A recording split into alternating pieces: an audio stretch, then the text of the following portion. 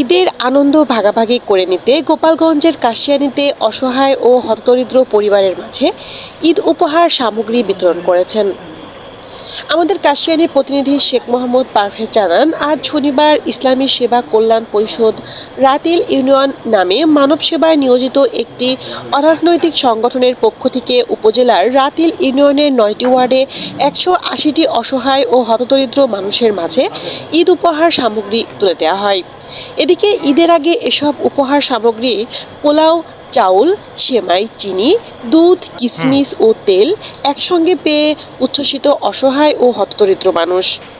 উপহার সামগ্রী বিতরণের সময় ইসলামী সেবা কল্যাণ পরিষদের রাতিল ইউনিয়নের সভাপতি হাফেজ আনিসুর রহমান, সিনিয়র সহসভাপতি হাফেজ মারুফ বিল্লাহ, সাধারণ সম্পাদক হাফেজ মাওলানা মুফতি মাসুম বিল্লাহ, সহসাধারণ সম্পাদক হাফেজ রবিজুল ইসলাম, প্রচার সম্পাদক হাফেজ তরিকুল ইসলাম, সহপ্রচার সম্পাদক হাফেজ মুস্তাইন, সদস্য হাফেজ রহমতুল্লাহ উপস্থিত ছিলেন।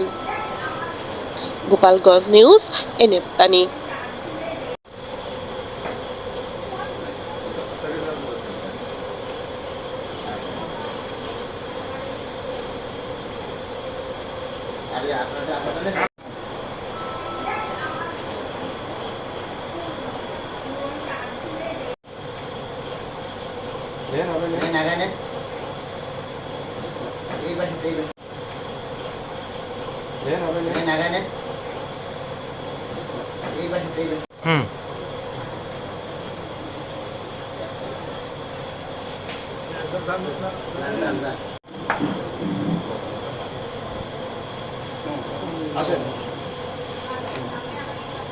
আপনার